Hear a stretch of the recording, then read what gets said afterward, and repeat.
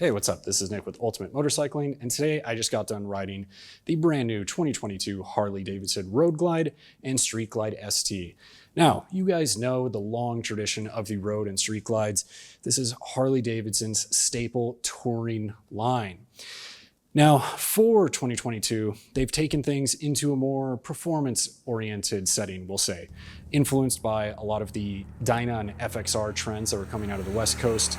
So you'll see a lot of blacked out trims and just some things that give that, we'll say, performance ambiance to the entire package. Now, the core changes for the ST and to sort of support that performance idea is, of course, the 117 CI Milwaukee-Eight engine. Now, there are some things in particular with this power plant that was previously reserved to the CVO models only. And with this, you're getting a whopping 127 foot-pounds of incredibly tractable torque, which has always been a staple of the touring line.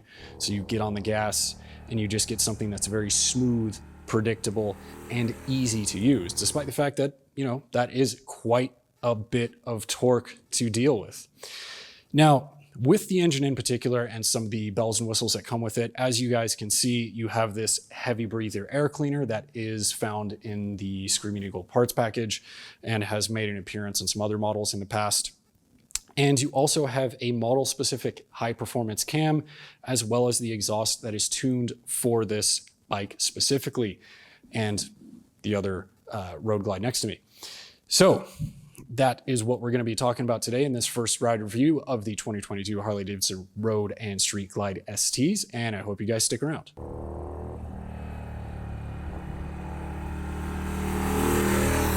Now, with this motor, you have that 117 CI that I just mentioned, and like I said before, it's just tractable power. Of course, as with tradition, you have just a very chunky gearbox.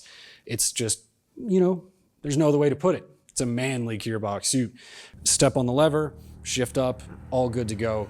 It's not your typical European sport bike thing. It's just a very chunky, meaty V-twin gearbox. And that's something that you may or may not like, but for this application, I think it fits the styling pretty well. The other thing that they've done is gone for the blacked out pieces that I mentioned just a bit ago. So pretty much the only thing that are things that are going to be chrome on the ST models are things like the pushrod covers and a couple other little bits and bobs. But really, if you want that sort of blacked out mean look, which I tend to go for with all my stuff, well, here you go. This is the bike. And also, with the bags that come with it, it is using the standard bags instead of the elongated bags that come on the special models. Again, that's for a couple reasons. One, visually, it tightens things up and it actually raises the visual profile of the bike and just gives it that sort of sporting edge. Also, according to Harley-Davidson staff, it aids in cornering clearance, which is something we'll get into next. Now, thing I should note from Harley-Davidson staff is that when you compare lean angles from this generation of Road Glide and Street Glide to other generations, maximum lean angles are the same. However, in practice and the way they measure it, they say that these do carry a little bit more lean.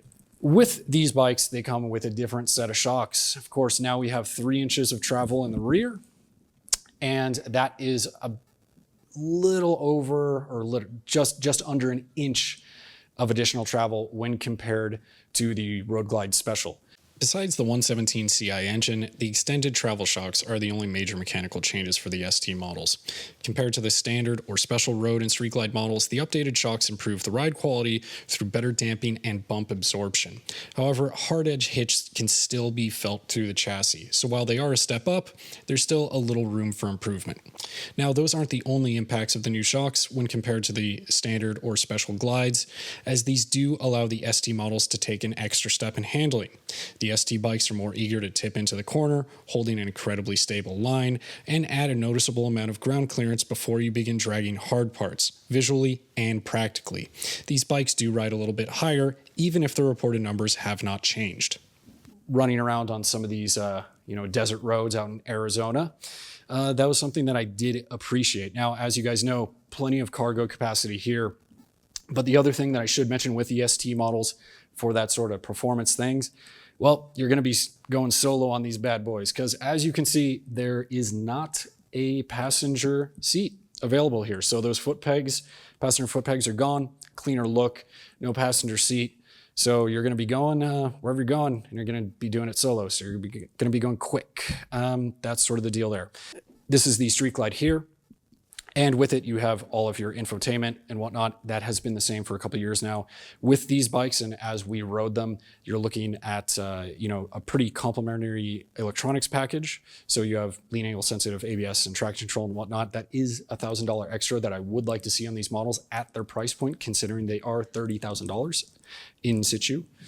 And that's really about it. Now, if you guys are curious, and that's something we'll get into real quick here, between the road and Street Glide, the riding experience is very relative. Number for number, they are pretty much the same bike when you look at them from about this area back. So geometry, engine, seating position, pretty much all the same. What does change is the fairing, which on the Street Glide is fork mounted, which means in crosswinds, it's a little bit more affected by anything that, comes across the front of your bike here. So any like side blast of wind, things like that. But really, I think the Street Glide offers just that slightly more aggressive riding position because you're kind of tucked into the front a little more and you can reach your infotainment system a little bit better. Now, the difference over here with the Road Glide is you're kind of a little bit more relaxed. And this is the frame mounted fairing, adds just that hint of stability. And with these bars pushing up and coming back to you, sit up a little bit more casual, maybe just a little less connected to the front end as usual. But as usual with both the Road and the Street Glide, very gentle handling motorcycles, quite easy to ride, and the low seat height accommodates a lot of different people. Now, last thing I want to touch on, of course, is the braking system.